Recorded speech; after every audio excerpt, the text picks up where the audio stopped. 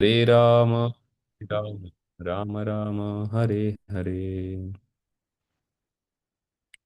नानाशास्त्रविचारणैकनिपुणौ सद्धर्मसंस्थापकौ लोकानां हितकारिणौ त्रिभुवने मान्यौ शरण्याकरो राधाकृष्णपदारविन्दभजना नन्देन मत्तालिको वन्दे रूपसनातनौ रघुयुगौ श्रीजीवगोपालकौ वन्दे रूपसनातनौ रघुयुगौ श्रीजीवगोपालकौ षड्गोस्वामी प्रभुगण की जय। श्रीनिवास आचार्य की जय। श्रील रूप गोस्वामी पाद की जय। हरे Krishna. So, welcome all back to our discussion on Bhakti Rasamrita Sindhu. So,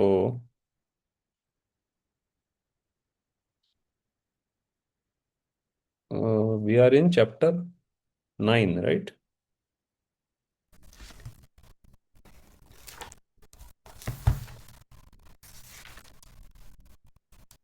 We are in chapter 9 or Eight, the last page we have not finished, Prabhuji. 9 Prabhuji, 9 page number We have 8. to start, Prabhuji. 9th we have to start. It's done, Prabhuji. Tilak 9th and also Tulsi. blasphemy? I think we completed that. Yeah, we finished, Prabhuji. We started and read until Tilaka and Tulasi beats. Yes, page number 83 we need to start. Yeah. Page number is always different in different books. Well, the edition which I have got, the page number is 74. Here it is 82. Yeah, that's fine. Basically, point is Tilaka and Tilaka and Tulsi beads. Tulsi beads is completed. Yes. So, now let us go ahead with the next item. That is item number 23rd. Nirmalya Dhrutihi. Accepting flower garlands. Yes, someone can read it. Yeah. Accepting flower garlands. The next instruction is that one should put on flower garlands which are offered to the deity. In this connection, in the 11th canto, 6th chapter, verse 46 of Srimad Bhagavatam, Uddhava says to Krishna, "My dear Krishna, I have taken things which you have used and enjoyed, such as garlands of flowers, saintly articles, garments, and ornaments, and I eat only the remnants of your foodstuff, because I am your menial servant. So, therefore, I am sure that I shall not be attacked by the spell of material energy." The purport of this verse is that for any person who simply follows these rules and regulations of decorating the body with the marks of tilaka of gopi, chandana, or sandalwood pulp, and who puts on the garlands which were offered to Krishna, there is no question of being conquered by the spell of material energy. At the time of death, there is no question of such a person's being called by the constables of Yamaraja. Even if one does not accept all the Vaishnava principles, but still takes the remnants of foodstuff offered to Krishna of or Krishna Prasada, he will gradually become qualified to rise to the platform of Vaishnava. Similarly, in the Skanda Purana, Lord Brahma tells Narada, "My dear Narada, anyone who puts on his neck the flower garland which was formerly used by Krishna becomes relieved from all disease and reactions to sinful activities, and gradually he is liberated from the contamination of matter." Thank you, Prabhuji. So next time we get some disease, we can just go and find some garland offered to Krishna and put around. So, as a Vaishnava in the line of uh, practicing as pure devotional service, we should not have such desires. So the effect of it is given, but one should not do for that effect. So our desire is that we want to awaken the dormant love within our heart towards Krishna. So for that effect, we do everything. That is very important to understand. At the same time, uh, it is very important to know that how many things which are used by the Lord and then accepted as Mahaprasad or Nirmalya is very, very common and is seen in our sampradaya, or in general we can say it is seen everywhere. So just like we see that Krishnadas Kaviraj Goswami also received a garland of Madan Mohanji when he was requesting for the permission to write Chaitanya Charitamrita. So we can see that how Madan Mohanji, he dropped the garland and then that was offered to Krishnadas Kaviraj Goswami. Similarly, Sri Chaitanya Mahaprabhu, he gave Gunjamala and this thing, our Govardhan Shila, to Raghunath Das Goswami. So that was worshipped by Lord himself and he gave it to Raghunath Das Goswami. And then we also hear about Bharat Maharaj, means the younger brother of Lord Ram. So he wanted that Lord Ramchandra come back and rule the kingdom, and instead he would go on the Vanavas, But then Lord Ramchandra did not agree. So then Bharat Maharaj said, at least give me your sandals, Paduka. So then I will keep them at your representative, and as servant of your Paduka, I will manage the kingdom on your behalf till you come back. So like this, we find many such things which are being used by the Lord or devotees, and then they are either given or received as a mercy. So that is seen here. So it's very important item. And here Prabhupada is saying that any person who follows these rules and regulations, who puts on garlands, there is no question of being conquered by the spell of material energy. So that is another very important and more striking result for us. So devotional service is like titration. So we keep on adding drop by drop by drop, and one day the result comes. So we just continue our activities. So devotional service is gradual, at the same time very much sure. The result will come. Yes, then next one is 24th, Agre Tandavam, dancing before the deity. Hare Krishna Prabhuji, I'll read. Dancing before the deity. In Dwarika Mahatmya, the importance of dancing before the deity is stated by Lord Krishna as follows. A person who is in jubilant spirit, who feels profound devotional ecstasy while dancing before me, and who manifests different features of bodily expressions can burn always all the accumulated sinful reaction he has stocked up for many, many thousands of years. In the same book, there is a statement by Narada wherein he asserts from the body of any person who claps and dances before the deity, showing manifestations of ecstasy, all the birds of sinful activities fly away upward. Just as by clapping the hands, one can cause many birds to fly away, similarly, the birds of all sinful activities which are sitting on the body can be made to fly away simply by dancing and clapping before the deity of Krishna. Hare Krishna. So very much again dancing, how the effect is given. You can, all the sinful reactions which are accumulated for thousands of years are burnt away.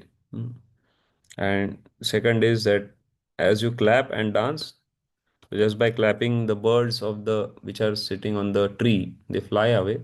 Similarly, clapping and dancing in front of the Lord drives away all the birds, sinful birds. And then we are completely purified for rendering devotional service. The next is 25th, Dandavan Natihi, bowing down in honor of the deity. Hare Krishna Prabhuji. Bowing down in honor of the deity. In Naradaya Purana, there is a statement about bowing down and offering respect to the deity. It is said there, a person who has performed a great ritualistic sacrifice and a person who has simply offered his respectable obeisances by bowing down before the Lord can't be held as equals. The person who has executed many great sacrifices will remain the result of his pious activity. But when such a result are finished, he has to take birth again on earthly planet. However, a person who has once offered respect, going down before the deity, will not come back to the world because he will going direct to abode of Krishna. Hmm.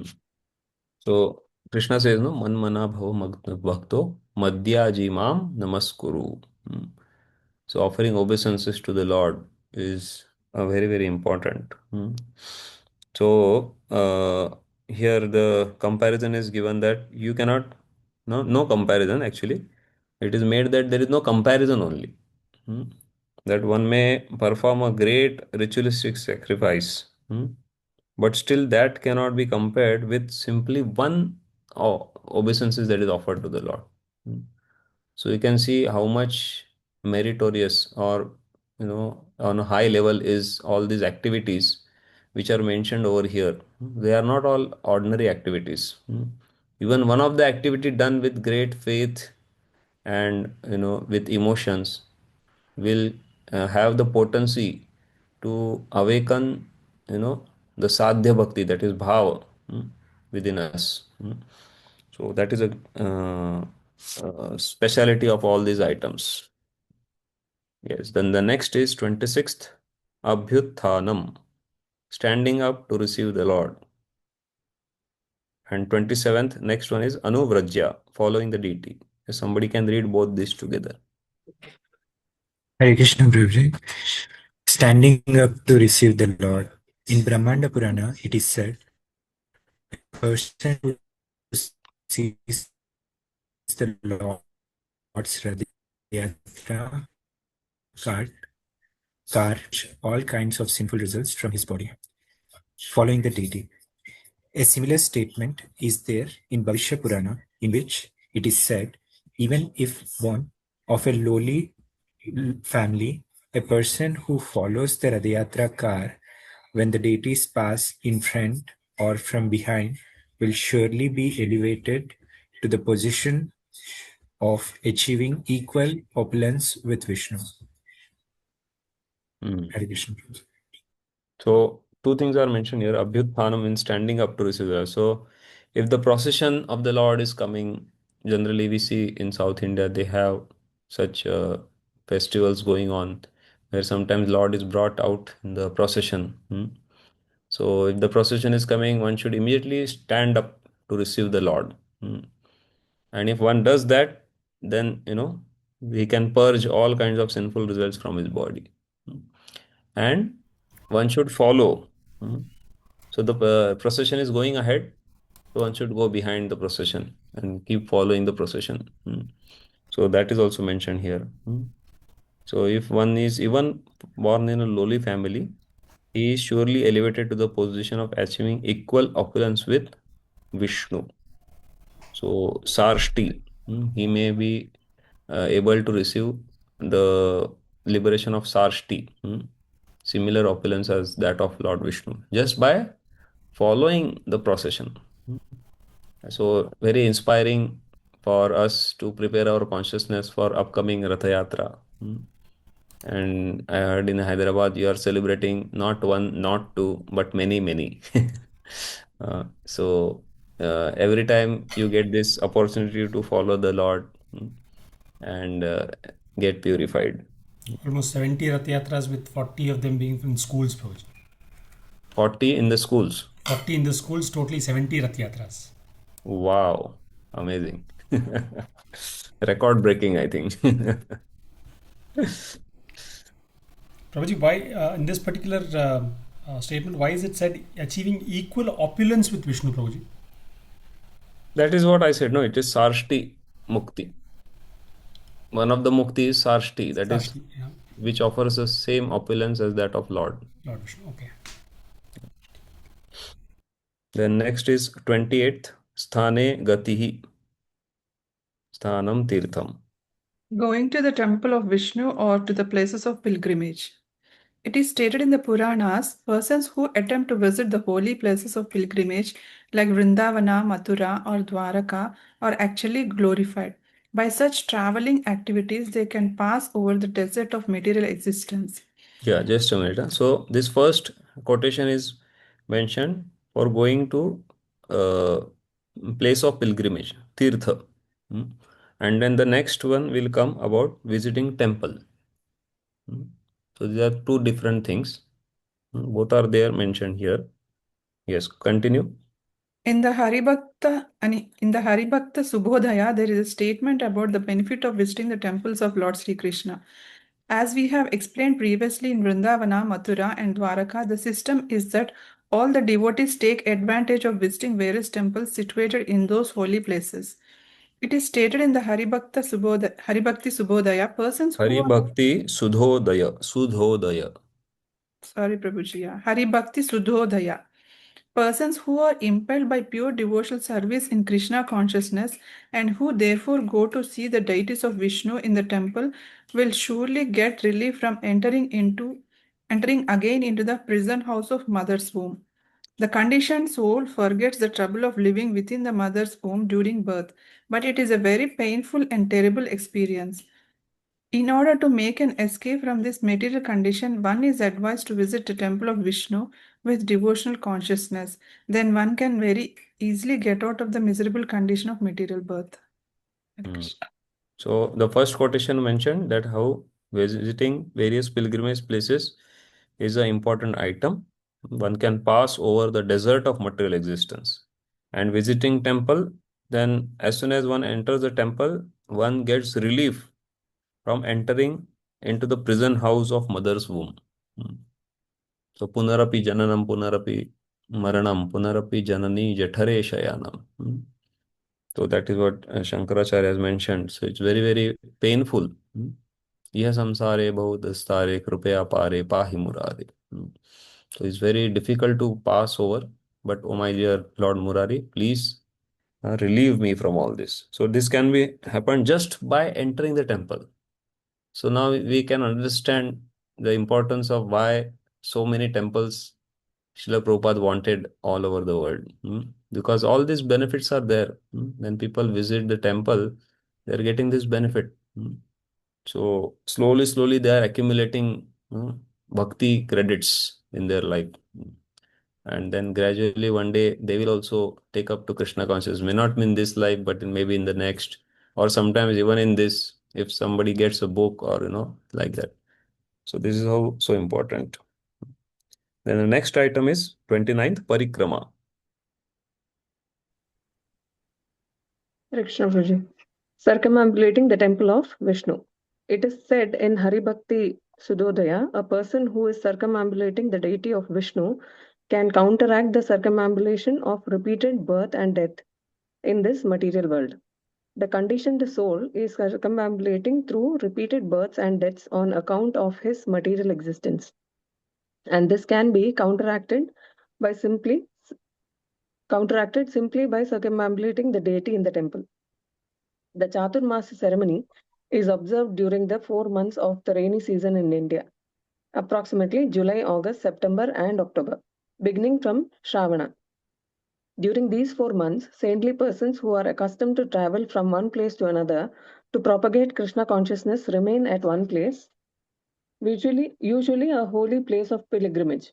During these times, there are certain special rules and regulations which are strictly followed. It is stated in Skanda Purana that during this period, if someone circumambulates the temple of Vishnu at least 4 times, it is understood that he has traveled all over the universe. By such circumambulance, one is understood to have seen all the holy places where the Ganga water is flowing. And by following the regulative principles of Chaturmasya, one can very quickly be raised to the platform of devotional service. Hmm.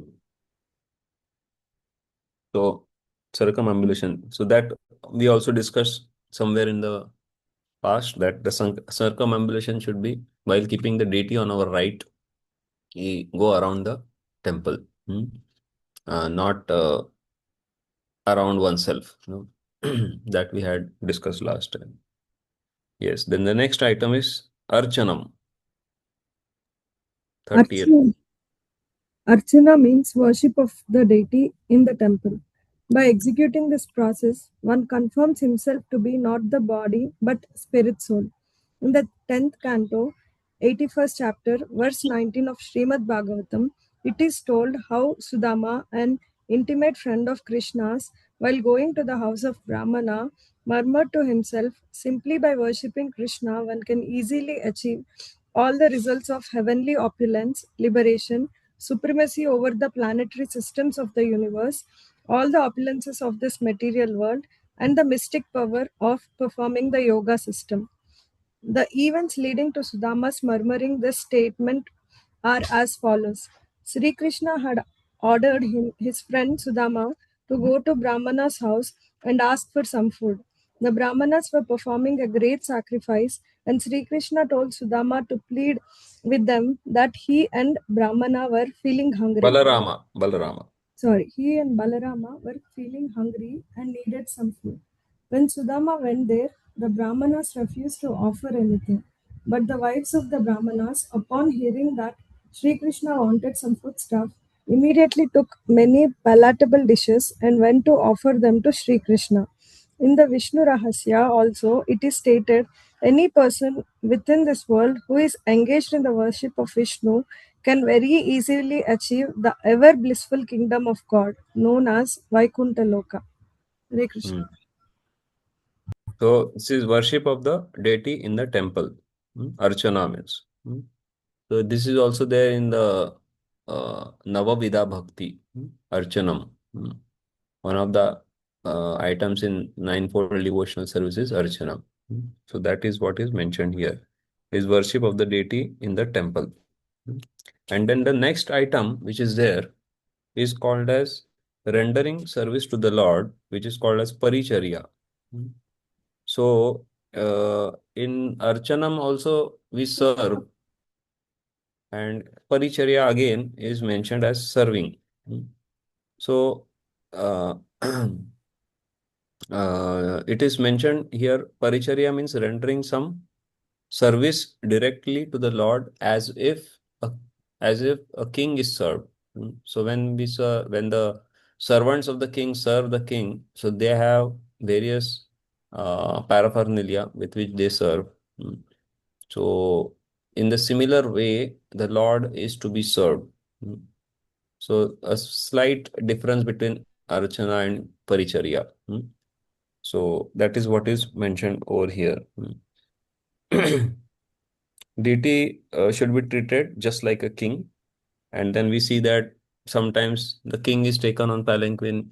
So similarly, we take the deity also in palanquin and, on a procession around the temple. So all these things. Yes, please read 31st. Hare Krishna. Hare Krishna. Rendering service to the Lord. It is stated in the Vishnu Rahasya, any person who can arrange for service to the Lord in the same way that a king is given service by his attendant is surely elevated to the abode of Krishna after death. Actually, in India, the temples are just like royal palaces. They are not ordinary buildings because worship of Krishna should be performed in just the way that the king is worshipped in his palace.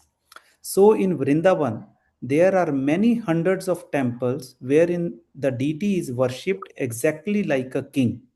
In the Naradiya Purana, it is stated, if a person stays in the Lord's temple even for a few moments, he can surely achieve. It's 7 o'clock. Even for a few moments, he can surely achieve the transcendental kingdom of God. The conclusion is that those who are rich men in the society should construct beautiful temples and arrange for the worship of Vishnu, so that people may be attracted to visit such temples and thereby be offered the opportunity of dancing before the Lord or chanting the holy name of the Lord, or else of hearing the holy name of the Lord. In this way, everyone will be given the chance to elevate himself to the kingdom of God. In other words, even a common man, simply by visiting such a temple, will be able to attain the highest benedictions, not to mention the devotees who are constantly engaged in the service of Lord in full Krishna consciousness. In this connection, there is a statement in the fourth canto, 21st chapter, verse 31st of Srimad Bhagavatam. Just a minute. Sorry to interrupt you. So the last line of this paragraph, previous paragraph, we can here understand that even a common man, simply by visiting temple, will be able to attend the highest benedictions. Not to mention the devotees who are constantly engaged in the service of the Lord in full Krishna consciousness. So if common men are getting such a benefit, what to talk of devotees who are constantly engaged? What benefit they will get? That is beyond imagination. Yes. Exactly. Correct.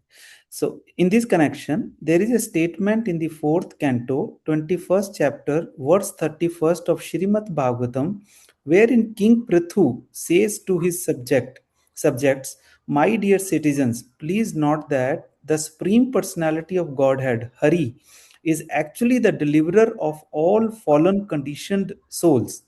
No demigods can perform this act of delivering the conditioned souls, because the demigods themselves are conditioned. A conditioned soul cannot be deliver another conditioned soul. Only Krishna or his bona fide representative can deliver him. The Ganges water, which is flowing down from the toe of Lord Vishnu, falls upon the earthly planets and other planets, and thereby delivers all conditioned sinful living entities. So what need is there to speak of deliverances of persons who are always engaged in the service of the Lord? There is no doubt about their liberation, even if they have stocks of sinful activities from many births. In other words, a person who is engaged in worship of the deities can minimize his stock of sinful reactions coming from many previous births. This process of worshipping the deity has already been described, and one should try to follow these rules and regulations seriously. Hare Krishna. So where this process of worshipping deity has already been described?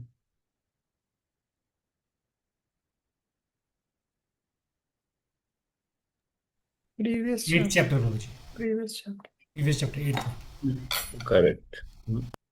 All the various items were mentioned. Offenses to be avoided in serving. Seva aparad. So that is what is mentioned. So Prabhupada is saying that that process is already described. So with those rules and regulations, if we try to serve the deities, then we can make tremendous advancement. Yeah. Then the next one is singing. In the Linga Purana, there is a statement about glorifying and singing about the Lord. It is said there, a Brahmana who is constantly engaged in singing the glorification of the Lord is surely, in singing the glories of the Lord, is surely elevated to the same planet as the Supreme Personality of the Godhead. Lord Krishna appreciates this singing even more than the prayers offered by Lord Shiva. When a person loudly chants the glories of the Lord's activities, qualities, form, etc., his chanting is called Sankirtana. Sankirtana also refers to the congregational chanting of the holy names of the Lord. In the Vishnu Dharma, there is a statement glorifying this process of congregational chanting. My dear king, this word Krishna is so auspicious that anyone who chants this holy name immediately gets rid of the resultant actions of sinful activities from many births. This is a fact. There is the following statement in Chaitanya Charitamrita. A person who chants the holy name of Krishna once can counteract the resultant actions of more sinful activities than he is able to perform. A sinful man can perform many sinful activities, but he is unable to perform so many that they cannot be wiped out by one single uttering of Krishna. Just a minute, hold on. So the singing earlier was like, Geetam. So this refers to various songs which are composed describing the glories of the Lord, like bhajans and all. So that is singing. And the second one, the which 33rd is Sankirtanam. So Nama, Leela, Guna, Adi. That is describing very loudly in loud voice, describing the name, the pastimes, and the qualities of the Lord. That is Sankirtan.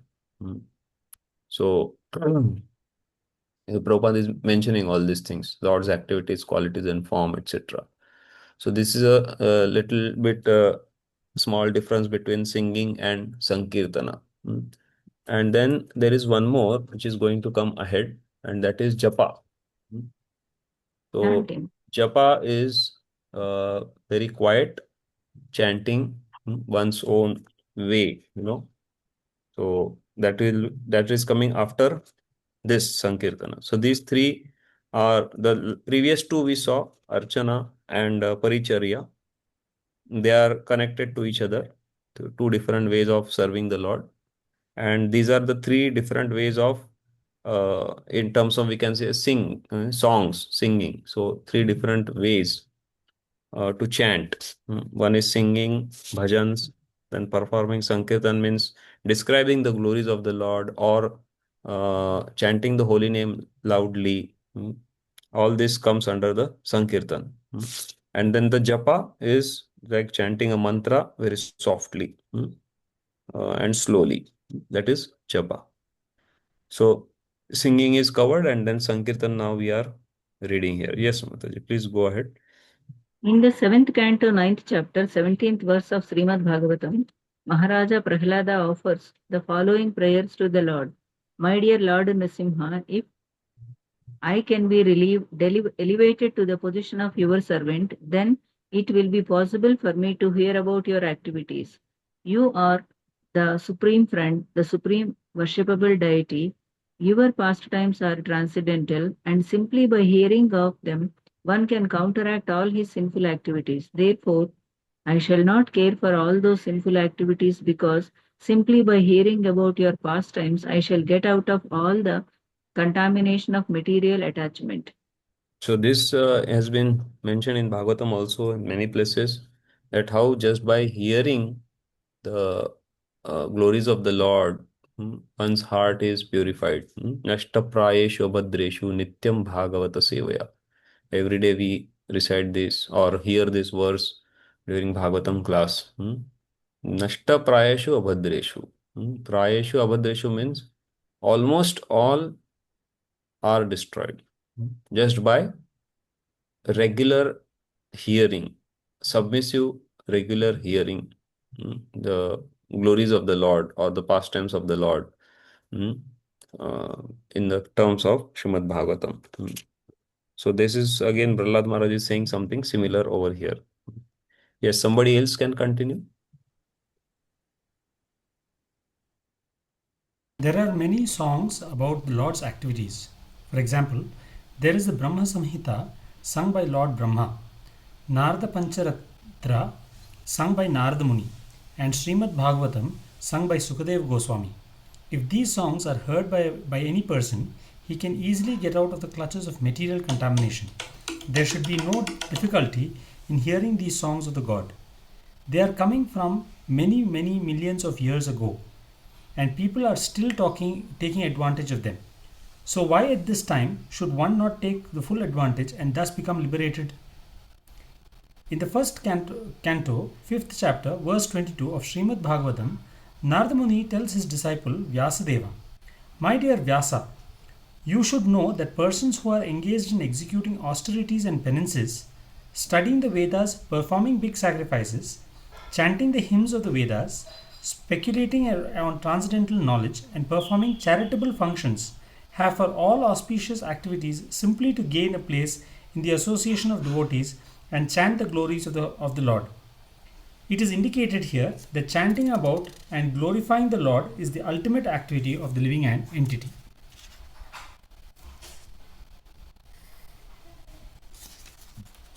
So in this Sankirtana, we saw that Nam, Leela, Guna, Adi. If we are doing that in a loud way, then it is called as Sankirtan. So then first we saw about Nama Kirtan, the statement from Vishnu Dharma that described about Nama Kirtan. So that you can note down. And then further ahead, the quotation from seventh canto explained about Leela Kirtan.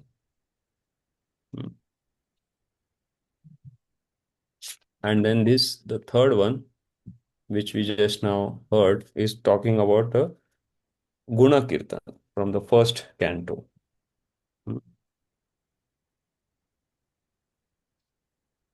So all these three things are been described under the topic of Sankirtan, Nama Kirtan, Leela Kirtan, and Guna Kirtan. And then the next one comes as Japa. Yeah.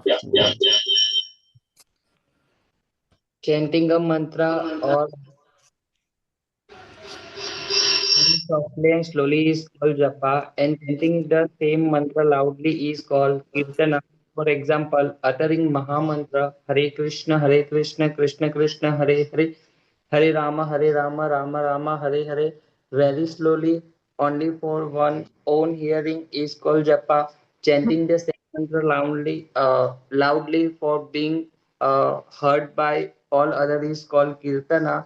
The Mahamantra can be used for japa and kirtana also. When japa is practiced, it is for the personal.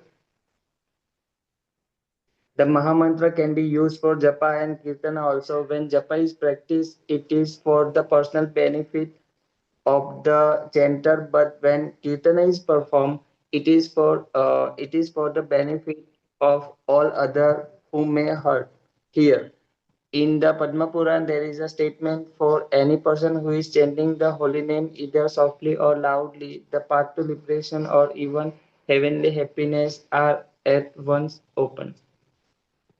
So this is the quotation. So initially Prabhupada gives explanation what japa means, and then he explains, he gives the quotation given by Rupa Goswami from Padma Puran. Okay, then next is Vidnyapti, submission. Submission. In the Skanda Purana, there is a statement about submission into the lotus feet of the Lord. It is said that those who are sober devotees can offer their submission to Krishna in the following three ways. Samprarthanatmika, very feelingly offering prayers. Second one is Dainya Bodhika, humbly submitting oneself. Third one, Lalasamayi, desiring some perfection stage. This desiring some perfection stage in spiritual life is not sense gratification. When one realizes something of his constitutional relationship with the Supreme Personality of Godhead, he understands his original position and wants to be reinstated in this position either as friend, servant, parent, or conjugal lover of Krishna. That is called Lalasa Mayi, or very eagerly desiring to go to one's natural position. This Lalasa Mayi stage of submission comes in the stage of perfect liberation, which is technically called Swarupa Siddhi. When the living entity understands by perfect spiritual advancement and revelation his original relationship with the Lord. Yeah, just a minute, Mataji. So this is item number 35, submission with Jnapti. And then the next item, it is reciting notable prayers, So this is mostly about scriptural prayers. The devotees, pure devotees who have expressed their devotion. So we recite that, just like we have prayers of Queen Kunti. So like that, we are reciting that. So that is reciting notable prayers in next, that is the next item, 36th item. The item which we are discussing, 35th, is somewhat offering our own personal prayers. And then, as Srila Prabhupada is mentioning, they are categorized into three.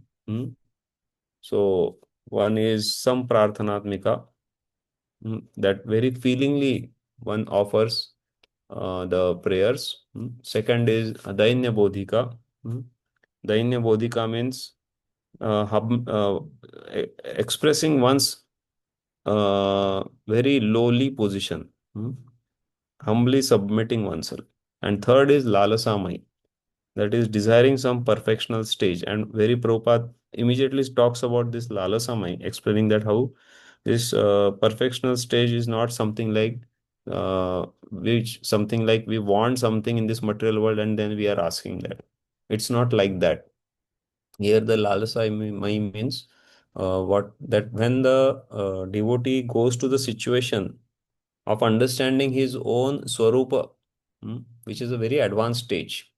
And so in that stage, then he makes the prayers of attaining again that position with in consideration with Supreme Lord, or engaging himself in that service with Supreme Lord. So that is Lala Samai. Yes, and then the immediately then now the quotations are coming. So for some Prarthanatmika, this Padma Puran verse comes. So first is for some Prarthanatmika. So this is a very very beautiful verse. Please repeat after me. Yuvatinam yatha yuni युवतीनां यथा युवतीनां यथा uni योनि यूनां च युवतौ यथा यूनां च योनीनां च युवतौ यथा युवतयः मनोभिरमते तद्वन् मनोभिरमते मनोभिरमते तत्त्वम् तत्त्वं मनोभिरमतां त्वयि. मनोभिरमतां मनोभिरामतां त्वयि. त्वयि. Such a wonderful prayer. This is from Padma Puran. He's saying Yuvatinam yatha yuni yunam cha yuvatau yatha. Just like a girl may be attracted to a boy or a boy may be attracted to girl. So just like their mind gets fixed up in each other. So similarly, let my mind be fixed unto you. So a beautiful prayer. So please read. Okay.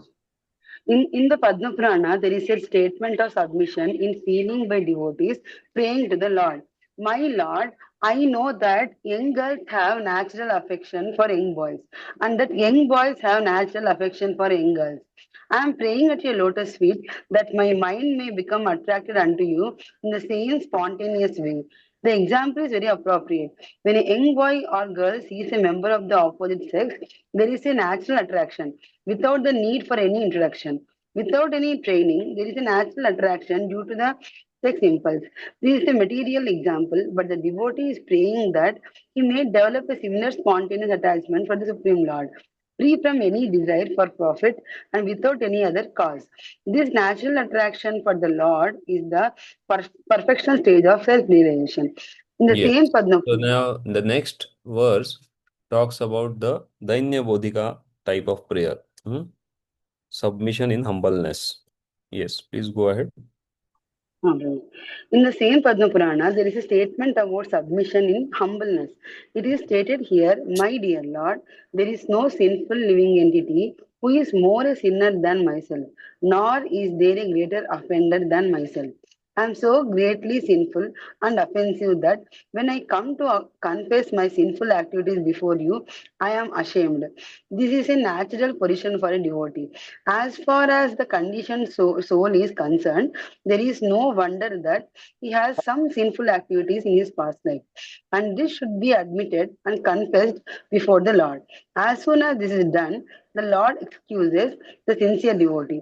But that does not mean that one should take advantage of the Lord's causeless mercy and expect to be excused over and over again while he commits the same sinful activities. Such a mentality is only for shameless persons. Here it is clearly said, when I come to confess my sinful activities, I become ashamed. So if a person is not ashamed of his sinful activities and continues to commit the same sinful activities with the knowledge that the Lord will excuse him, that is the most nonsensical proposition. Such an idea is not accepted in any part of the Vedic literature. It is a fact that by chanting the holy name of the Lord, one becomes washed clean of all sinful activities from his past life. But that does not mean that after being washed off, one should again begin sinful activities and expect to be washed again. These are nonsensical propositions and are not admitted in devotional service. Someone may think, for a whole week I may commit sinful activities, and for one day I will go to the temple or church and admit my sinful activities so that I can become washed off and again begin my sinning. This is most nonsensical and offensive and is not acceptable to the author of Bhakti Rasamrita Sindhu. Hare Krishna. Yeah, thank you. So, this is also we heard in the 8th chapter again. So, what is this exactly? The point which is mentioned by Prabhupada here. Atonement or One of the 10 prayaschitta. offenses, Prabhuji. Yes, one of the 10 offenses. Which is that? Committing sinful activities in the faith of, in The name of faith God. of holy name. Yeah, in the name of holy name. Yeah. What is the number of that offense? 7, I guess. 7. 1 second. So Sanju Prabhu is like lawyer. He's quoting exact verse with the number also. So Prabhupada expected like that. Prabhupada wanted all of us to be like lawyers. From Bhagavad Gita, chapter number so and so, verse number so and so, it says like this. So we should be able to quote like that. So we should not be shameless like this. But whenever something has happened, then certainly we can beg forgiveness from the Lord, and also pray for His mercy that I may get the strength to not again fall back to such sinful activities. So that is also required very much. Yes. Then the third one talks about Lalasamai in the Narada Panchadri. If somebody else can read.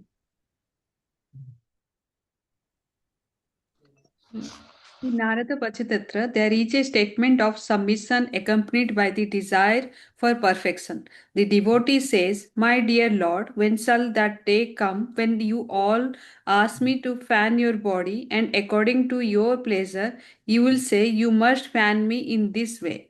The You idea just in this fan me. So here the devotee has felt that, or not felt, he has realized that what is his position in spiritual world, and that's why he is begging to the Lord that when will that day come now again that I will fan you. Yes, please go ahead. The idea in this verse is that the devotee is desiring to personally fan the body of the Supreme Personality of Godhead. That means that he is desiring to become the personal associate of the Supreme Lord. Of course, any devotee in any capacity, either a servant, friend, or conjugal lover, always has direct association with the Lord. But according to his different individual taste, a person desires for just one of these relationships. Here, the devotee is desiring to become a servant of the Lord and desires to fan the Lord, as does his internal energy, Lakshmi, the goddess of fortune.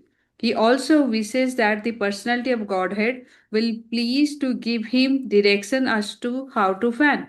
This submission with transcendental desire of Lalasam, Lalasamai Bigyanapati is the highest perfection of stage of spiritual realization. Yeah. And then again, similar example of Lalasamai is given in the next quotation. Please go ahead.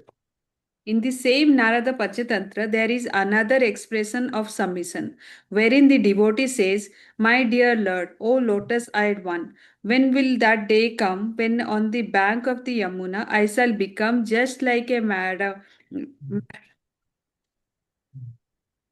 Sorry, Prabhuji, there was a network. I shall become just like a madman and continue to chant your holy name, while incessant tears flow from my eyes. This is another perfectional stage. Lord Chaitanya also desired that a moment will appear unto me as 12 years of time, and the whole world will appear to me as vacant on the account of not seeing you. Which is this verse? Gadgadaruddhayagira. Yugaitam nimishena Yugaita nimishena. chakshusha pravrushaya Pravishaitam. shunyaitam jagat sarvam govinda virahena. This comes in Chaitanya Shikshashtakam. Verse 8. Yeah. So, verse 7. So, Aslishyava is the last. Krishna is 8. Yeah. So, this Shikshashtakam is very beautiful verses composed by Lord Chaitanya Mahaprabhu. And as Gaudiya Vaishnavas, we should know them. We may not be very expert in understanding the deep meanings of them, but at least we should know the verses and the basic Sanskrit meaning of it. Sorry, English meaning of it. So this is, yes. Yes, please continue, Mataji. Not seeing you, my Lord. One should feeling pray and become eager to render his particular type of service to the Lord. This is the teaching of all great devotees, especially Lord Chaitanya. In other words, one should learn how to cry for the Lord. One should learn this small technique, and he should be very eager and actually cry to become engaged in some particular type of service. This is called Lalal. Laulyam. Laulyam. Lalyam. And such tears are the price of the highest perfection. If one develop this lulyam or excessive eagerness for meeting and serving the Lord in the particular way, that is the price to enter into the kingdom of God. Otherwise, there is no material calculation for the value of the ticket by which one can enter the kingdom of God. The only price for such entrance is the lulyam, lalasamai, or desire and great eagerness. So, this is a very, very important part which Prabhupada is, this is special thing because Rupa Goswami has not said anything about it in his original book in Sanskrit. But Prabhupada has specially added this for all of us, So one should learn how to cry for the Lord. So His Holiness Gaur Govind Swami Maharaj would say, our Krishna Consciousness movement is, crying religion. It is teaching us how to cry. How to cry for Krishna. Right now we all are crying for some material things, but we should learn to cry for Krishna. And then he would say that this Jagannath Puri Kshetra is also a place of crying because there is separation. So just like in Kurukshetra, all the Vrajavasis had gone there to see Lord Krishna, and then the Radharani and others, they wanted Krishna to be brought back to Vrindavan. So they started pulling his chariot. So from that, we see that the idea of Rath Yatra is also like that. Again, somehow it is coming coincidentally. Rath Yatra is upcoming, and Srila Prabhupada is preparing our consciousness. So what is that Rath Yatra? That we are pulling Lord Krishna back to Vrindavan. So because all the Vrajavasis are in separation. So that is how, and they are crying in separation of Krishna. So this is a very, very highly elevated understanding of Gaudiya Siddhanta, for which we are not so much qualified to speak on my own level. So I'm just mentioning, but Prabhupada has pointed it out over here, that we should learn to cry for Krishna. Yes, Sanjay Prabhu, you have any question? Yes, Prabhuji. Prabhuji, in chapter 8, in point 13, we also read out, point 15, we also read out that one should not cry or howl before the deity. Now, this crying, if I'm not wrong, is referring to thinking about our griefs and crying, whereas in the chapter 9th, the crying is when we meet the most ultimate one that we want to meet. That is the tears of joy. That is perfect. Is my understanding correct, Prabhuji? Yes. The cry in the 8th chapter is talked about the grief, somebody is having. Material, so again I said just now same thing, that material crying, one should give up that material crying and learn the art of crying for Krishna. And again, coming to the second point about in this chapter, so this crying for Krishna is in separation, not in meeting. Because as soon as the meeting is there, then the crying stops. Because you get your desired object.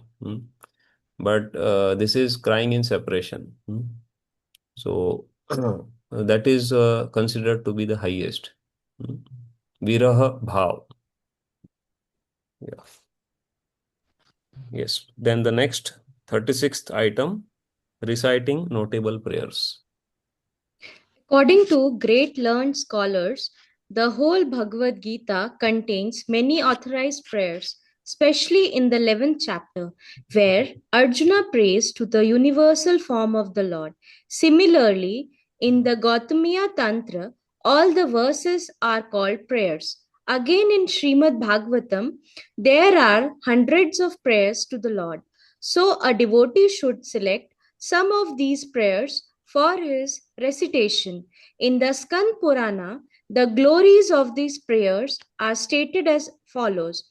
Devotees whose tongues are decorated always with prayers to Lord Krishna are always given respect even by the great saintly persons and sages, and such devotees are actually worshipable by the demigods. Those who are less intelligent want to worship different demigods for some material gain rather than worship Krishna. But here it is stated that a devotee who is always engaged in offering prayers to the Lord is worshipable even by the demigods themselves. The pure devotees have nothing to ask from any demigod. Rather, the demigods are anxious to offer prayers to the pure devotees. In the Narsim Purana, it is stated any person who comes before the deity of Lord Krishna and begins to chant different prayers is immediately relieved from all the reactions of sinful activities and become eligible without any doubt to enter into the Vaikuntha Loka. Hare Krishna. So that's why it is very important to recite some prayers, notable prayers of some Vaishnavas, devotees, or here it is said even Bhagavad Gita. So whole Bhagavad Gita is containing many authorized prayers.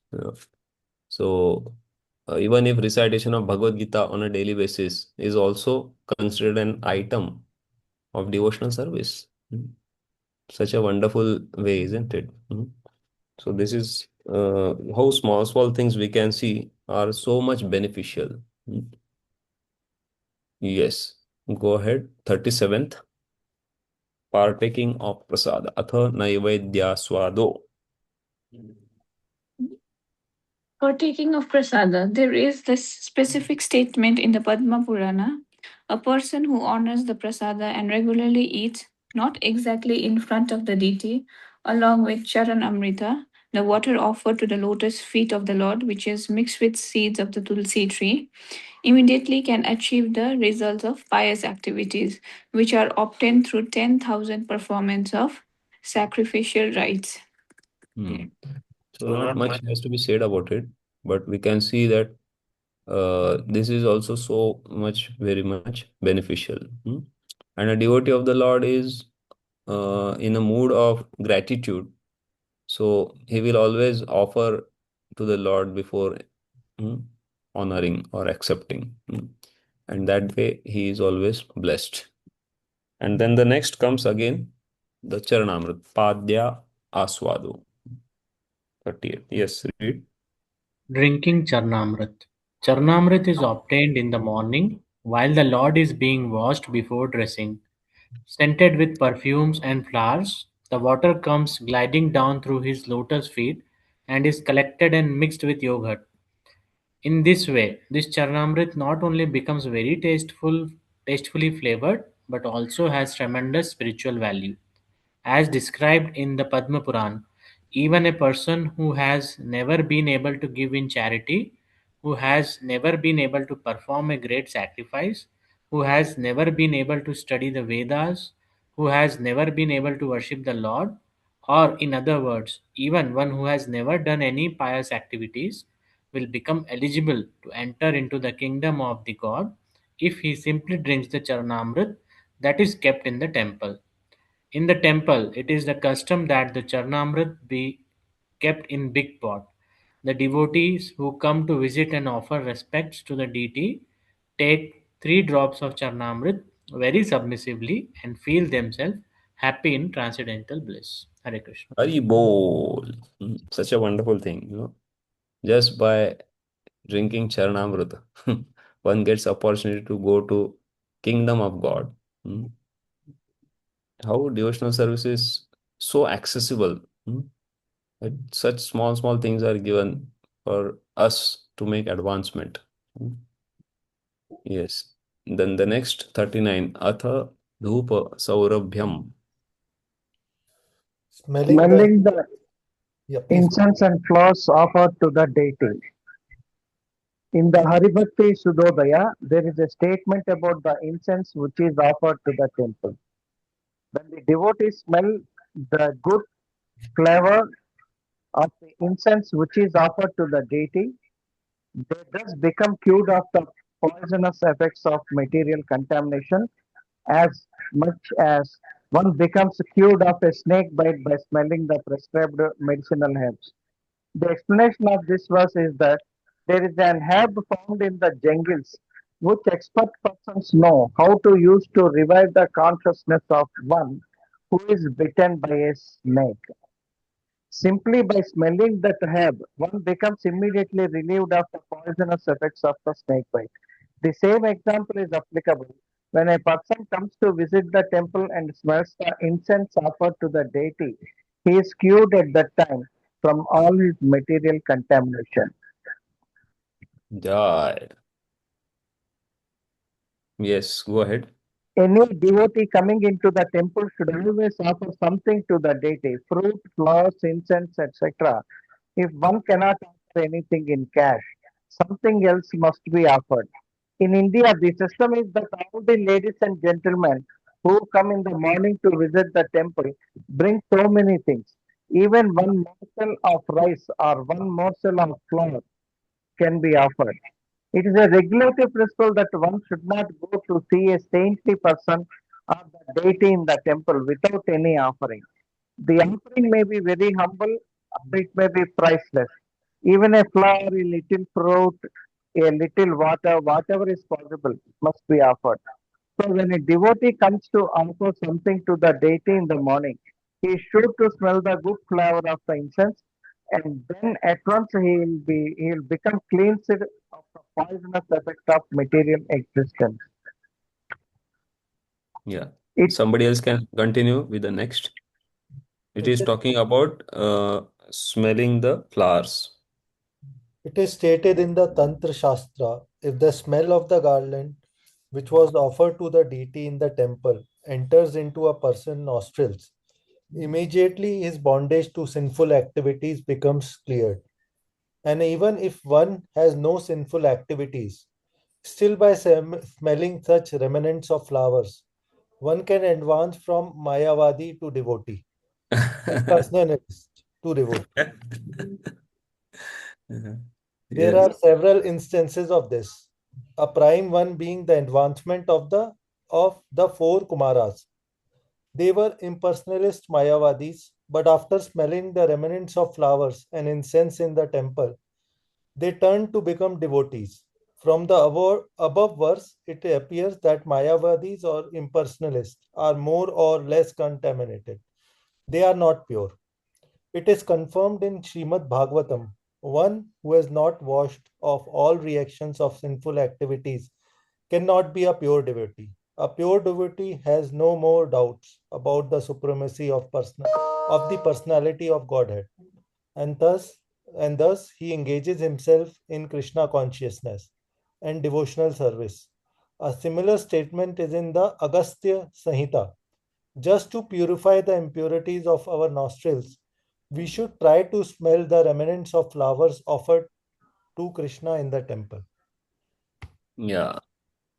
So, in the previous part, wherein it was mentioned about uh, smelling the incense, the Prabhupada is mentioning that whenever we go to temple, we should offer something to the deity, either fruit, flowers, incense, or something.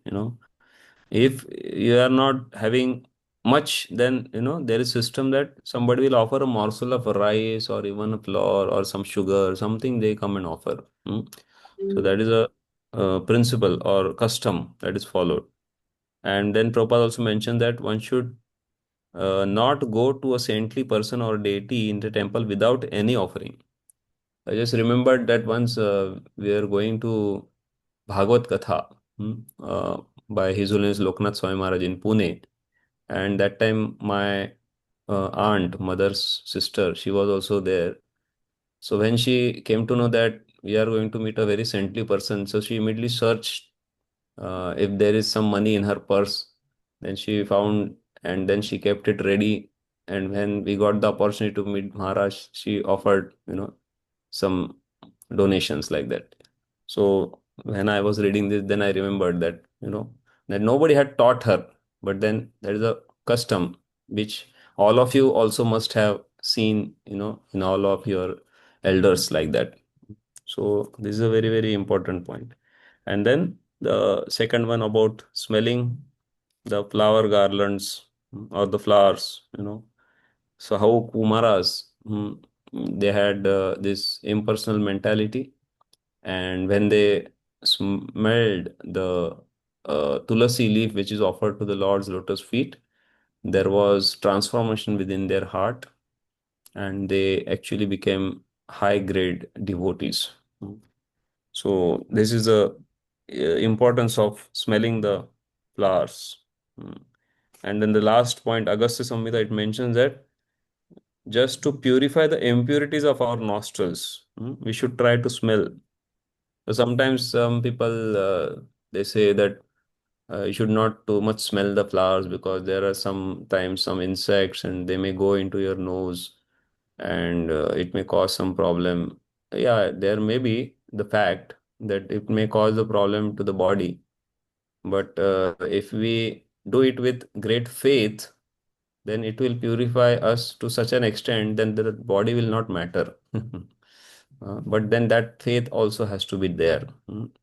Otherwise, then later on, if really some insect goes into the body and creates trouble, then the person will start cursing. So so it should not be forced upon to anyone. But if naturally one has that shraddha and he does that, and even if some insect goes and creates some disturbance, he doesn't feel any problem with that because he feels more purified by smelling the flowers which are offered to the Lord. Like that. Yes. And then the next item, 40th item, is uh, Sri Murte Sparshanam. Please read. Touching the deity. In the Vishnu Dharmottara, there is a statement about touching the lotus feet of the Lord. It is said only a person who is initiated as a Vaishnava and is executing devotional service in Krishna consciousness has the right to touch the body of the deity. In India, there was agitation during Gandhi's political movement because the low born classes of men like street sweepers and chandalas are prohibited. According to the Vedic system, from entering the temple due to their unclean habits, they are prohibited, but at the same time, they are given other facilities so they may be elevated to the highest grade of devotional service by association with pure devotees. A man born in any family is not barred, but he must be cleansed. That cleansing process must be adopted. Gandhi wanted to make them clean simply by stamping them with a fictitious name, Harijana, children of God. And so there was a great tug of war between the temple owners and the Gandhi's followers. But anyway, the present law is the law of all scripture that if anyone is purified, he can enter into the temple.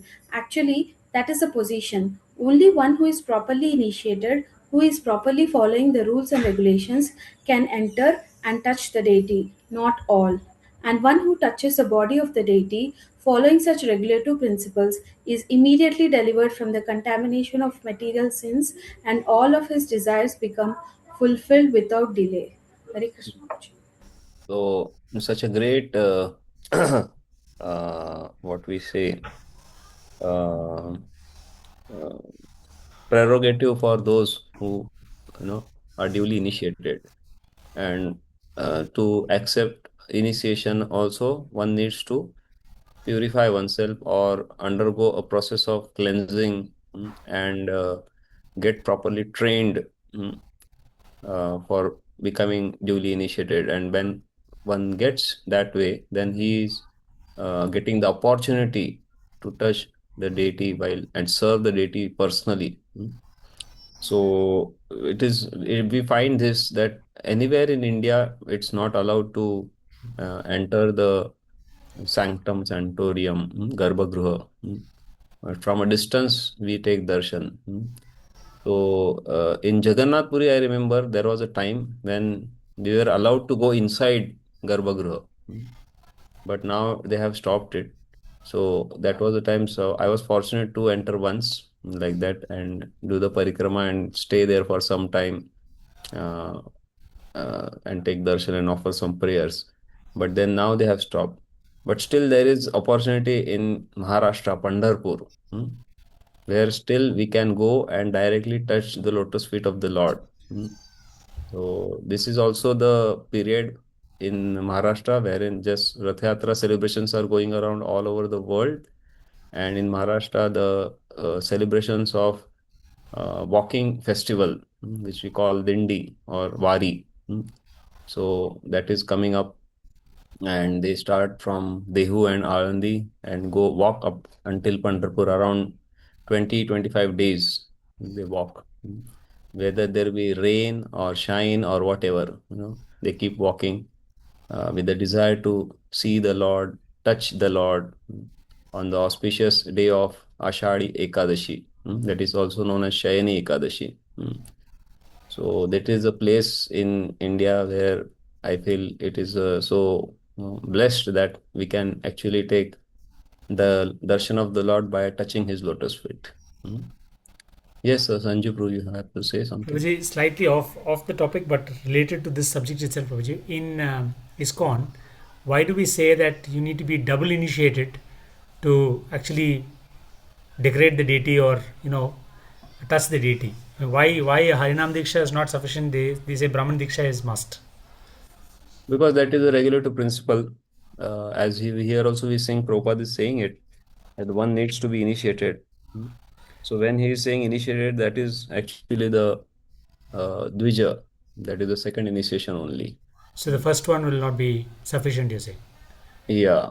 Harinam Diksha will not be sufficient. A Brahman Because Diksha is must. see, the actually, if we see the process of initiation, there is only one initiation wherein one is offered mantra. Mantra means the Gayatri mantra. Yeah.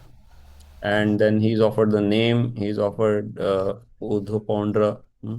So like that, five things are there during the initiation. And then but then Prabhupada has mercifully made it into two, just so that the first one, like they just taking the holy name, is also done on a serious note. Otherwise, before that, initiation means it was second initiation only. There was no first and second. Okay. But Prabhupada has specifically introduced this system so that, because he knows that people of Kali Yuga are a little bit slack. So in order to make them push, so when we see that such a big grand ceremony is there, the fire is there, the deities are there, devotees are there, Guru is there, Prabhupada is there, and in front of all of them we take the vow, I will chant 16 rounds and follow four regulative principles. So it makes something very heavy. The process becomes little, there is a big amount of responsibility. Just like we see in the even marriage ceremony, why it is celebrated so pompously, so that the husband and wife understand the responsibility of what they are undergoing. So similarly, this initiation when it is taken in such a responsible way, then person, takes it very seriously. But then actual initiation is, as the scriptures mentioned, is when you get second initiated. So then you get the authority to worship the deities. Just being very greedy because the new temple is coming, so wanted to understand that first. Okay. Yes. Then the next is seeing the deity. Here it is mentioned Shri Murtir Darshanam. It was earlier was Shri Murtir Sparshanam. Now it is Darshanam. Please read. In the Varaha Purana, there is a statement praising the seeing of the deity of Shri Krishna in the temple. A devotee says there, "My dear Vasundhara, any person who goes from Vrindavan and sees the deity of Govinda Deva is free from the courthouse of Yamraja and is allowed to enter into the highest planetary system in which reside the demigod. This means that even an ordinary person who goes to Vrindavan out of inquisitiveness and by chance see this temple, especially that of Govinda Deva, even if he is not elevated to the spiritual kingdom, is still assured promotion to the higher planetary systems. This means that simply by visiting the deity of Govinda Deva in the Vrindavan, one becomes highly elevated in pious life." Hare Krishna. So how many have you been to Vrindavan and took darshan of Govind Dev? 1, 2, 3, so 4. So others can now try to go and have the darshan. Okay.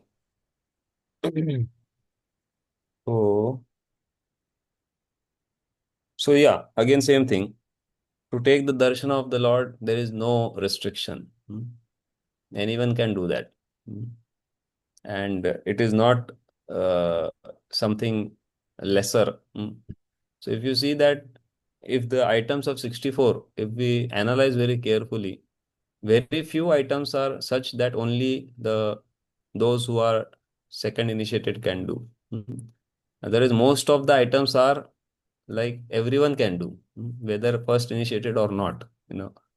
So that is a glory of devotional service. And then the next one is Aratrik Darshan.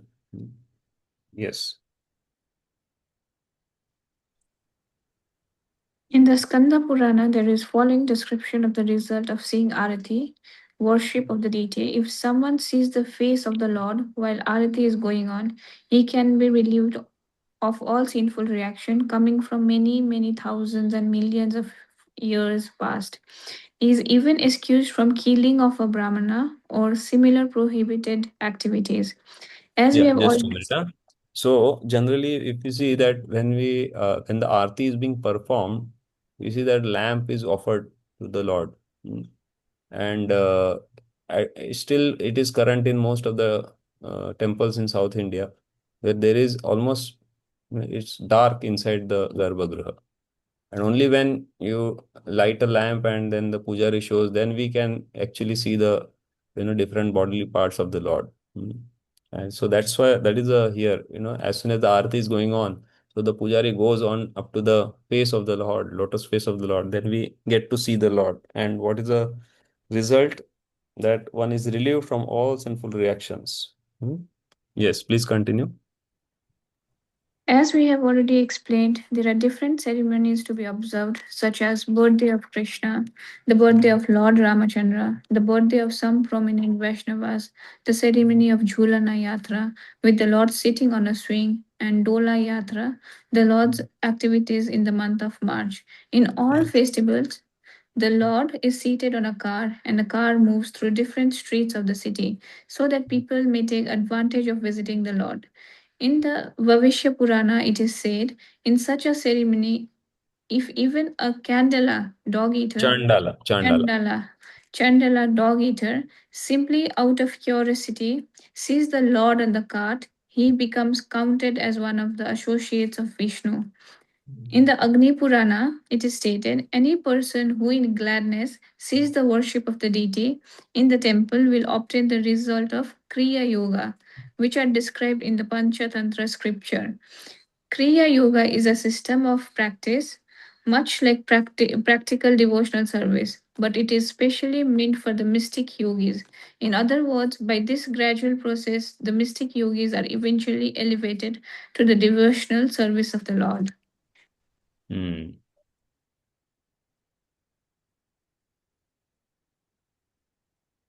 So, in this particular paragraph, we saw Arati and celebrations. During Arati, if we observe the deity, and during celebrations of the various Utsava which we organize, so then what happens that even a Chandala, if he sees the Lord on the cart, he becomes counted as one of the associates of Lord. Just imagine. If he is just seeing that Lord is seated on the cart, he is considered to be associate of the Lord. And then Agni Puran is mentioning that any person who in gladness sees worship of the deity in the temple will obtain the results of Kriya Yoga, which are described in Pancharatra. So Kriya Yoga is the practical devotional service for mystic yogis. So no need to explore for us. We have got our Kriya Yoga in this book, the practical devotional service. Yes, so here we conclude the chapter 9. Any questions so far?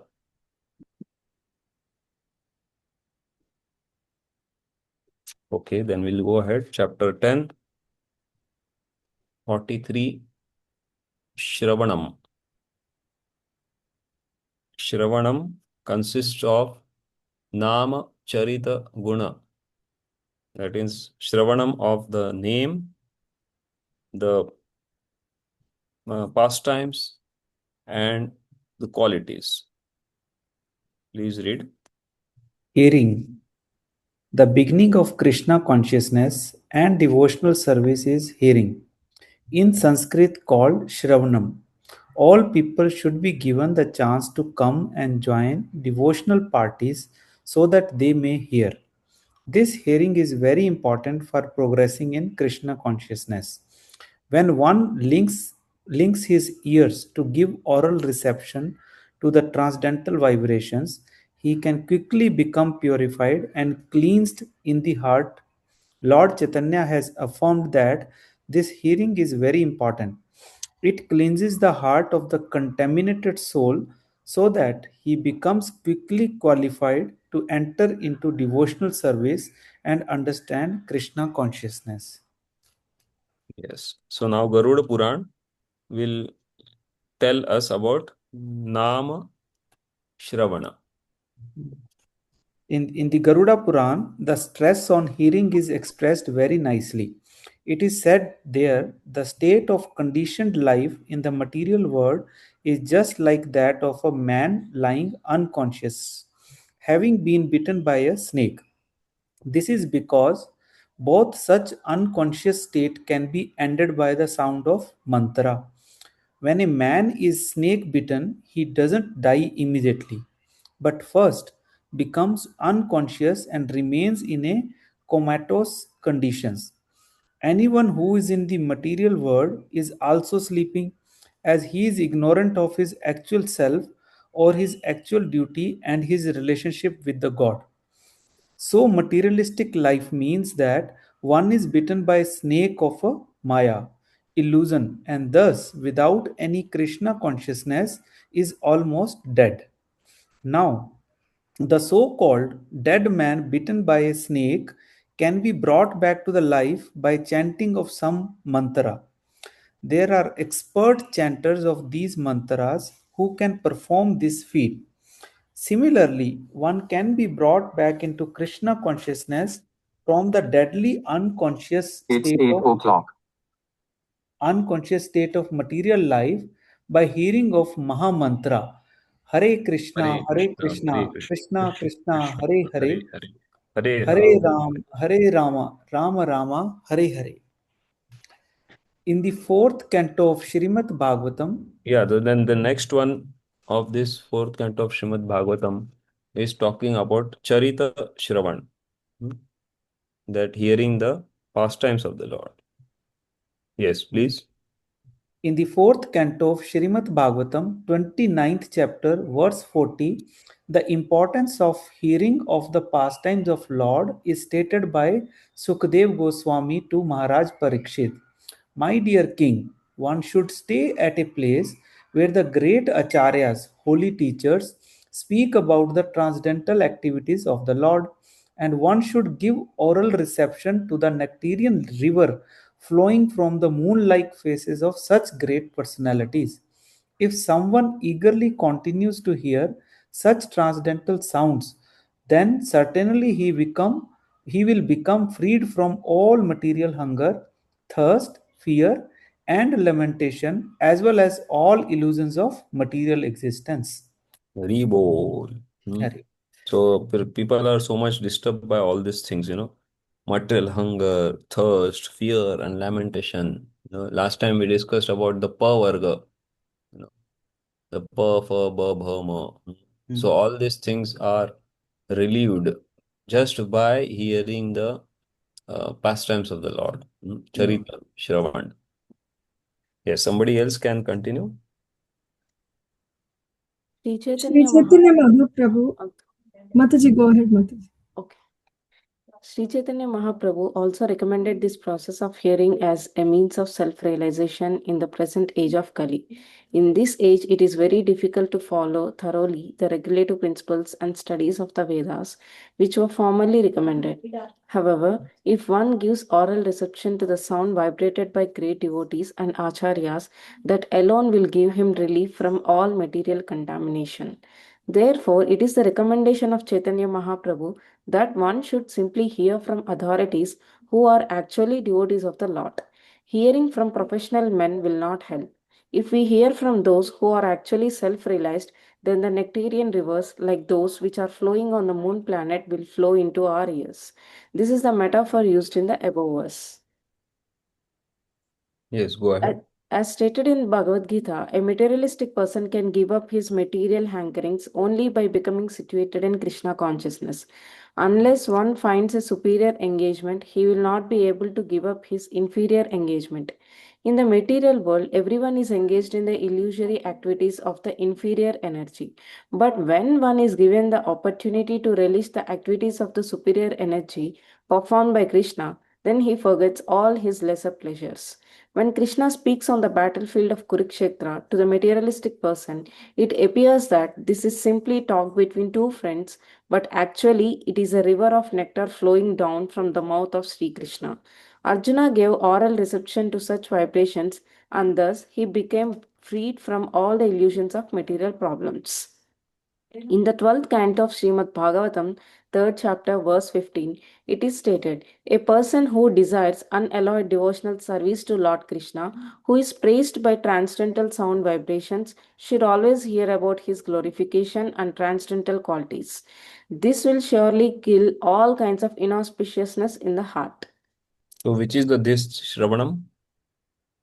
The last one. What is the type of this Shravanam? It is Guna Shravanam, hearing the qualities of the Lord. So this Shravanam topic consisted of 3 items.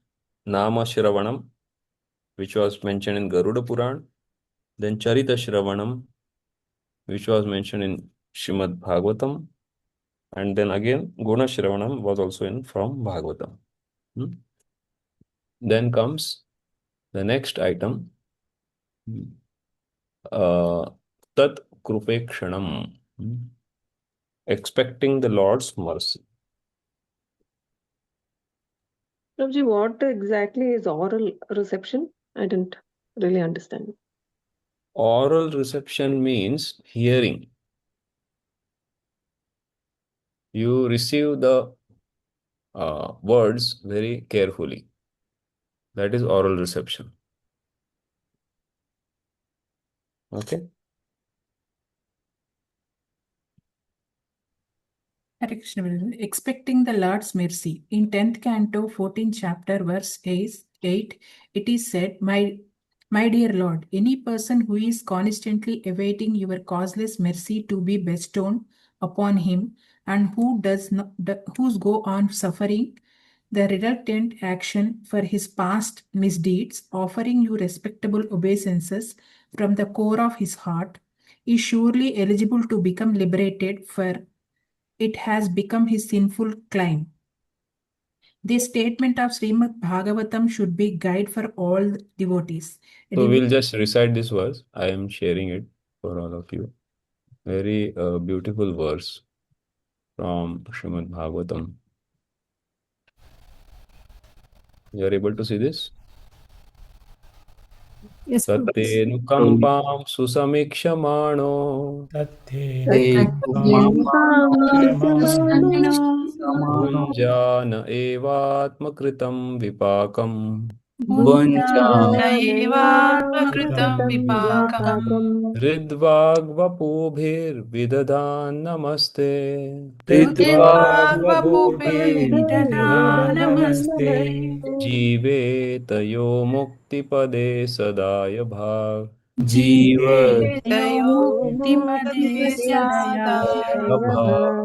So this verse says that, O my Lord, Tatte Anukampa.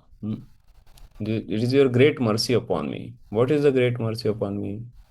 That what is happening in my life is Bhunjana Evatma Kritam Vipakam. Whatever sufferings that are coming in my life, that is all because of my own past deeds. Kritam Vipakam.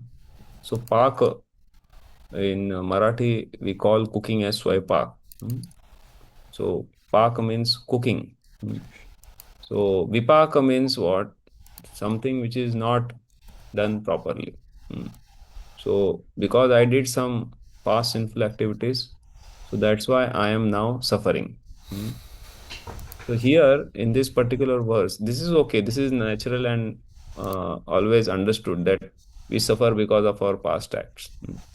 But in this particular verse, Brahmaji is saying that Susamikshamano, one who is able to see this very clearly, that I am suffering only because of my past deeds, and this is great mercy of the Lord. This is the great mercy of the Lord. One is able to see this as a mercy of the Lord. What happens to such a person? Ridvag Vapuvir Vidadan Namaste. And seeing this as great mercy of the Lord, he is offering obeisances to the Lord with all his heart, all his words, and his body. Then such a person, Jivetayo Mukti Pade Sadaya Bhag. Such a person is eligible to inherit all the property of the Lord. Means in short, he is able to inherit the kingdom of God. So just see, if we just want to inherit the kingdom of the Lord, we just have to see the sufferings in our life as our own past deeds and thank the Lord for his special mercy that he has just reduced that to a very small extent. So if we are able to see like this, then we are eligible candidates to go to the kingdom of God. Yes, please read ahead. This statement of Srimad Bhagavatam should be the guide for all devotees. A devotee should not Please read slowly. This is very, very important. Yeah. This statement of Srimad Bhagavatam should be the guide for all devotees. A devotee should not expect immediate relief from the reactions of his past misdeeds. No conditioned soul is free from such reactionary experience because material existence means continued suffering or enjoying for the past activities. If that means in the material world, there will be either suffering or enjoyment. So suffering is because of past misdeed and enjoyment is because of some past pious deeds. Yes. If one has finished his material activities, then there is no more birth. it is possible only when one begins Krishna consciousness activities, because such activities don't produce reaction. Therefore, as soon as one becomes perfect in Krishna conscious activity, he is not going to take birth again in this material world. A devotee So here, very important point comes, Prabhupada is mentioning. When we will not take birth again? When one becomes perfect in Krishna conscious activities. So we have now begun, but we should try to become perfect. Yes. A devotee who is not perfectly freed from the resultant actions should therefore continue to act in Krishna consciousness seriously. Even though there may be so many impediments, when such impediments arise, he should simply think of Krishna and expect his mercy. That is the only solace. If the devotee passes his days in that spirit, it is certain that he is going to be promoted to the abode of the Lord. By such activities, he hears his claim to enter into the kingdom of God. The exact word used in this verse is Dayabhaka. Dayabhaka. Dayabhaka. Dayabhaka refers to the sons being the lawful inheritor of the property of the father. In a similar way, a pure devotee who is preferred to undergo all kinds of tribulations in executing Krishna consciousness duties because lawfully qualified to enter into the transcendental abode. So, such a wonderful explanation by Prabhupada on this verse, and a special remark that this is a guide for all devotees. So, if we are able to work in this way in our life, then surely we are going to make tremendous advancement. Yes. Then the next is remembrance, Kruti. Hare Krishna, Prabhuji. Some way or other, if someone establishes in his mind his continuous relationship with Krishna, this relationship is called remembrance. About this remembrance, there is a nice statement in the Vishnu Purana where it is said, simply by remembering the Supreme Personality of Godhead, all living entities become eligible for all kinds of auspiciousness. Therefore, let me always remember the Lord who is unborn and eternal. In the Padma Purana, the same remembrance is explained as follows. Let me offer my respectful obeisances unto the Supreme Lord Krishna, because if someone remembers him either at the time of death or during his span of life, he becomes freed from all sinful reactions. Hare Krishna. So, either in the time of death or during his span of life. So, if we want to remember the Lord at the time of death, then we have to practice it in that way. And then only that remembrance may come. Yes, the next item, 46, Dhyanam. Meditation. Shall I go ahead, Prabhuji? Yeah. Meditation. To meditate means to engage the mind in thinking of the form of the Lord, the qualities of the Lord, the activities of the Lord, and the service of the Lord. Meditation does not mean anything impersonal or void. According to Vedic literature, meditation is always on the form of Vishnu. So this is the definition of meditation. So meditation means what? Either you meditate on the form of the Lord, or the qualities of the Lord, or the activities of the Lord, or the service of the Lord. So 4 things are given in this particular term, meditation. Under meditation, there are 4 categories: Rupa, Guna, Krida, and Seva. Yes. So now regarding Rupa, what is the quotation given in Narasimha Purana? Please read. In the Narasimha Purana, there is a statement about meditation on the form of the Lord. It is said there, Meditation focusing on the lotus feet of the Supreme Personality of Godhead has been accepted as transcendental and beyond the experience of material pain and pleasure. By such meditation, even one who is grossly miscreant can be delivered from the sinful reactions of his life. Yeah. So the next will be the Guna Dhyanam, or the qualities. Please read. In the Vishnu Dharma, there is a statement about meditation on the transcendental qualities of the Lord. It is said, persons who are constantly engaged in Krishna consciousness and who remember the transcendental qualities of the Lord become free from all reactions to sinful activities. And after being so cleansed, they become fit to enter into the kingdom of God.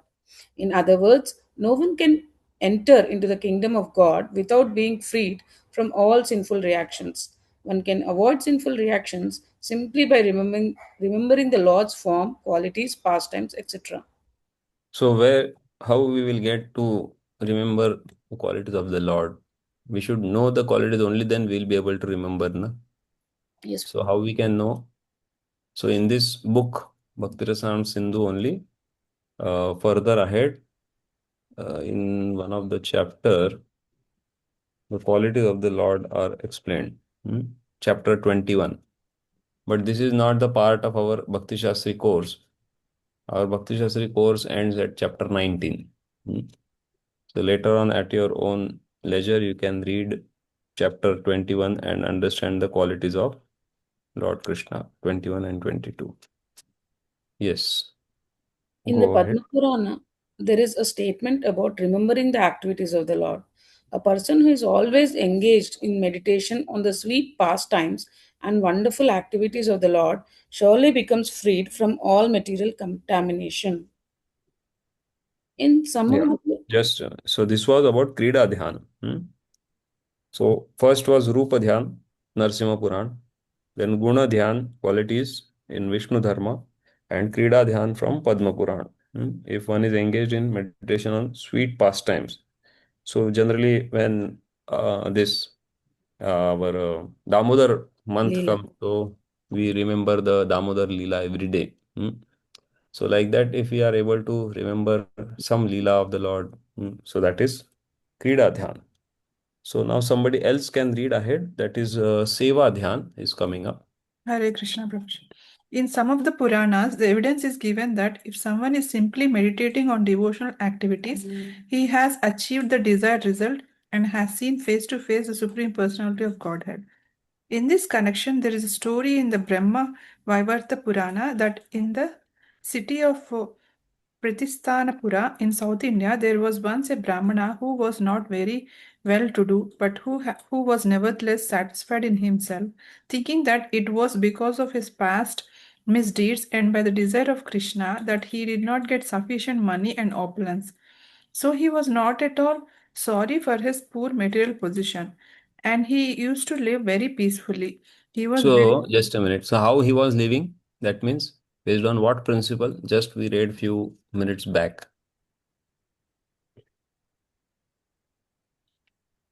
Can anyone recollect? Past misdeeds and by the desire of Krishna. So just few minutes back we had discussed on this point. Expecting the mercy of the Lord. Correct. Expecting the Lord's mercy. Tat Krupeksham. So he was not, feeling, oh, what is this? He simply accepted his position and he understood this is because of my past mistake. Yeah, please go ahead. He was very open hearted, and sometimes he went to hear some lectures delivered by the great realized souls. At one such meeting, while he was very faithfully hearing about Vaishnava activities, he was informed that these activities can be performed even by meditation. In other words, if a person is unable to actually perform Vaishnava activities physically, he can meditate upon the Vaishnava activities and thereby acquire all of the same results. Because the Brahmana was not very well to do financially, he decided that he would simply meditate on grand royal devotional activities, and he began this business thus. So now, henceforth, please read. Everyone, please read in your books as Mataji is reading for all of us, so that you can get this subject matter. It's very beautiful story explaining the तेरे seva dhyana. जिप्पलेंदे తీసుకో ఇట్లా Yes, continue, Mataji. Sometimes he would take his bath in the river Godavari. After taking his bath, he would sit in a secluded place on the bank of the river, and by practicing the yoga exercises of pranayama, the usual breathing exercises, he would concentrate his mind. These breathing exercises are meant to mechanically fix the mind upon a particular subject.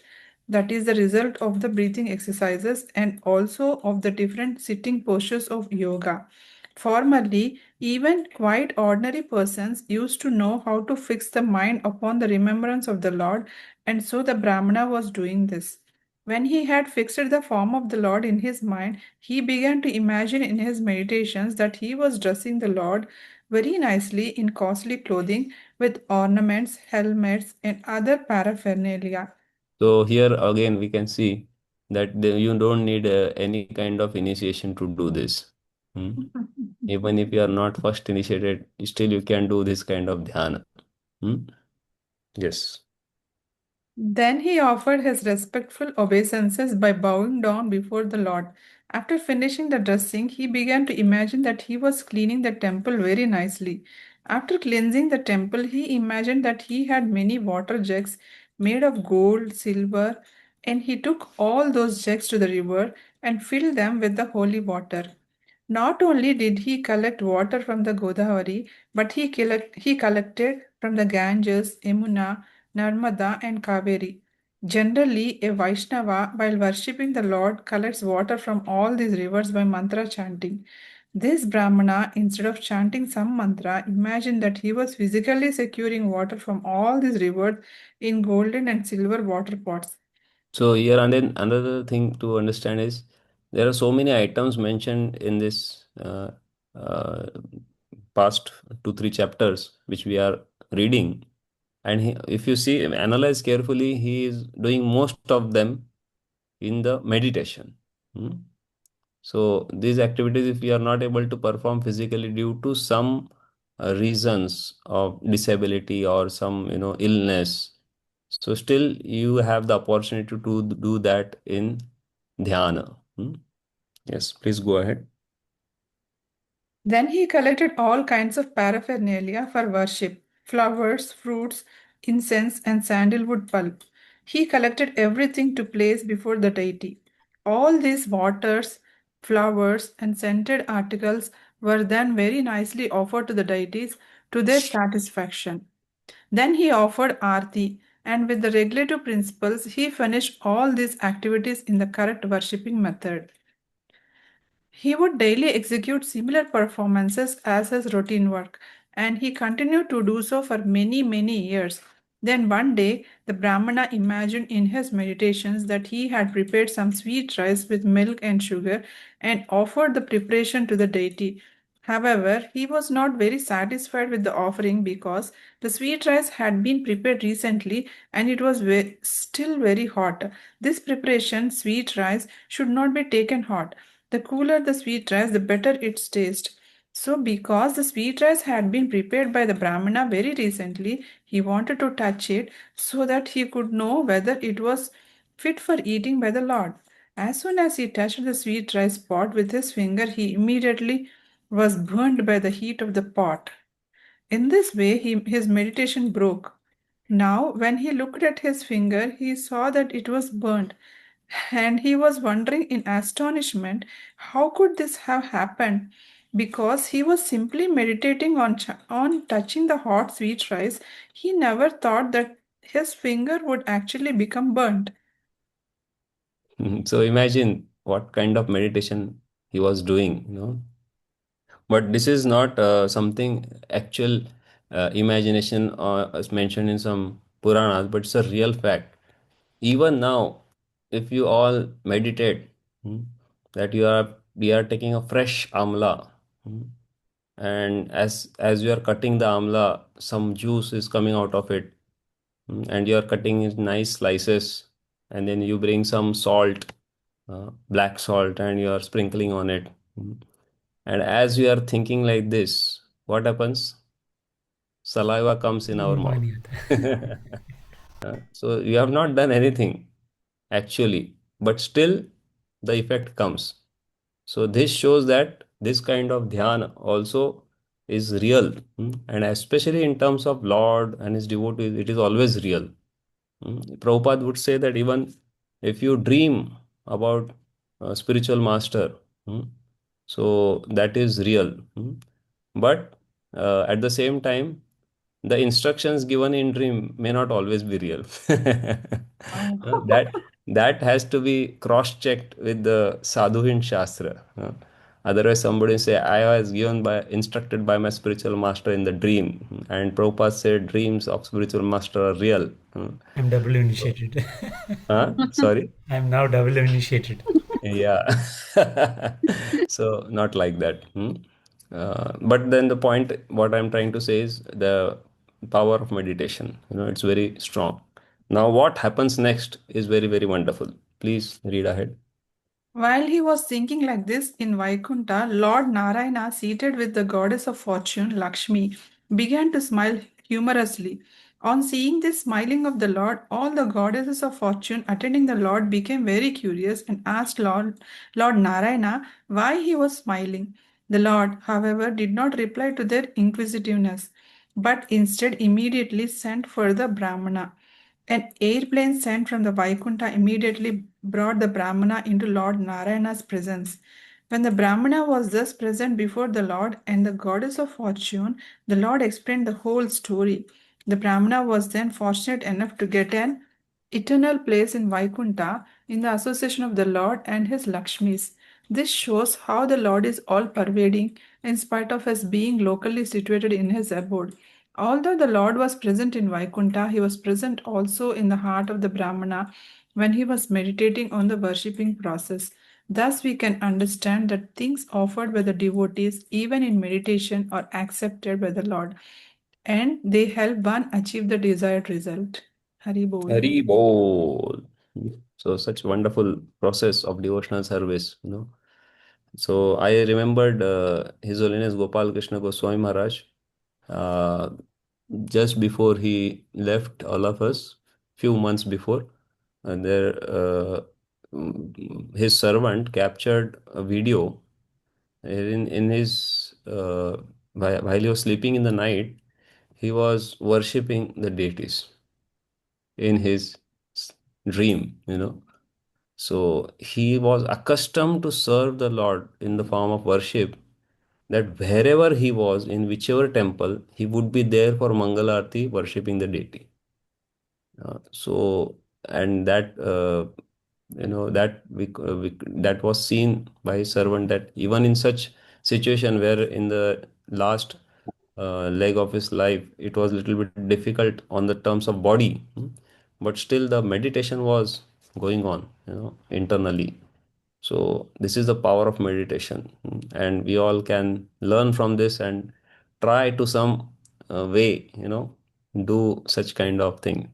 So especially when if we are in this Damodar month and we always want to worship the Lord with the lamp every day, and if due to some reason someday you are not in the temple or you are somewhere outside, so then that time you can utilize this uh, and then offer the lamp in your mind. So that will also be accepted by the Lord. Okay, so thank you all very much. Any questions? Prabhuji, there's a similar story that I heard, like meditating. A Brahmana was meditating and he was thinking that he built a temple.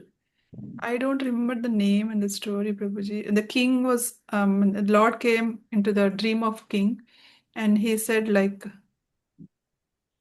you're not the first one who built the temple in this particular kingdom.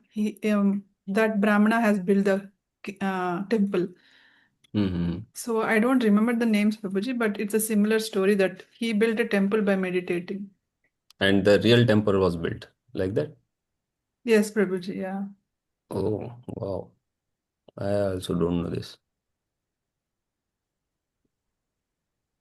I am not aware of this. Yes, I thank you. don't remember the names. Yeah. Okay, so thank you all very much. Bhakti Rasamrit Sindhu ki Jai. Jai. Srila Rupa Goswami Hare Pad Krishna ki Prabhuji. Hare Hare Krishna. Krishna Prabhuji, Dhanavad Pranam. Thank you so much. Hare Krishna Prabhuji, Dandavat.